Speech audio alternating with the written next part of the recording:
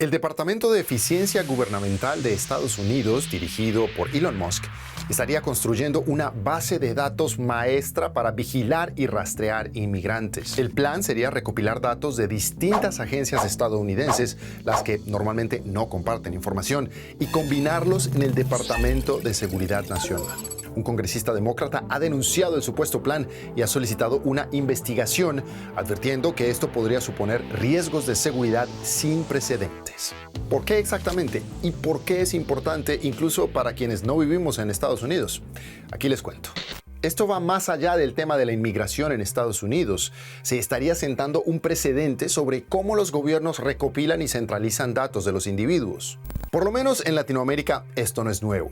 Antes de la transición a la democracia y después, los gobiernos siempre han recopilado información de sus ciudadanos, muchas veces con fines ilegales.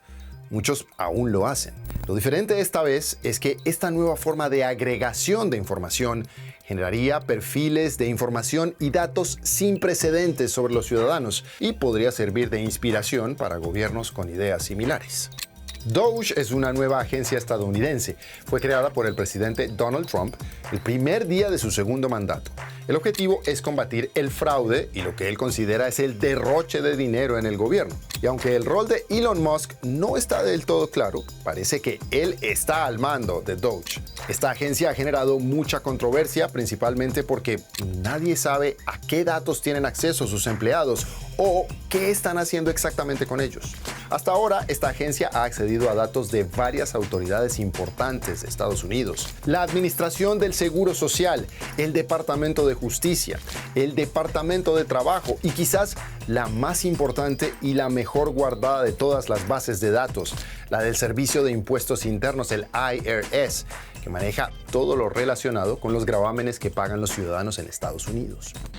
Todas estas instituciones tienen enormes bases de datos con información personal altamente sensible de los ciudadanos. Normalmente, estos datos se almacenan por separado en servidores independientes y extra seguros por razones de seguridad. En la mayoría de los casos, también fuera de Estados Unidos, si las autoridades quieren revisar, por ejemplo, nuestra información del seguro de salud o las pensiones, deben presentar una solicitud formal y tener una razón sólida para ello.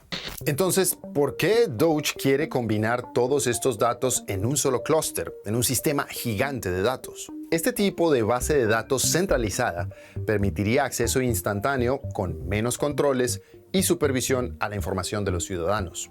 Una de las banderas más importantes de Donald Trump en su campaña fue la de reducir el número de inmigrantes indocumentados en Estados Unidos. Todo esto para proteger la seguridad nacional y generar más empleos para ciudadanos estadounidenses. En 2022 se estimaba que 11 millones de inmigrantes indocumentados vivían en Estados Unidos. Muchos de ellos, independientemente de su estatus, estaban trabajando en sectores como agricultura y construcción y pagando impuestos. Esto es algo que no todos saben. Pagan impuestos, efectivamente, incluso sin estar afiliados al Seguro Social. Ahí es donde DOGE ve una oportunidad. Al fusionar datos de varias agencias, podrían identificar fácilmente a estas personas trabajando sin documentación adecuada. Las personas que pagan impuestos y no tienen un número de seguridad social serían un blanco fácil. DOGE también podría verificar si alguien tiene una solicitud de inmigración pendiente o denegada, extrayendo esos datos del Servicio de Ciudadanía e Inmigración de Estados Unidos hacia su llamado lago de datos, hacia esa base de datos maestra que se construiría en el Departamento de Seguridad Nacional. Y hay más. Si a esto le añadimos datos biométricos o direcciones IP a este gran clúster de datos, pues se podrían rastrear a personas en cualquier lugar de los Estados Unidos mediante geolocalización, por ejemplo.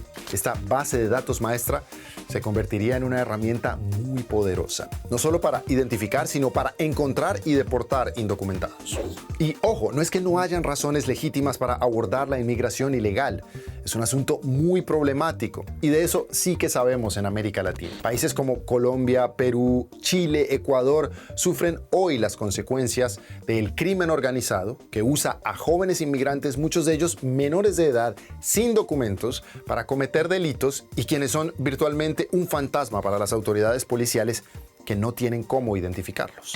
Sin embargo, la idea de una gran base de datos conlleva muchos riesgos para todos. Hay una razón simple por la que las autoridades mantienen bases de datos separadas y es seguridad. Si un sistema es hackeado, solo ese departamento se ve afectado.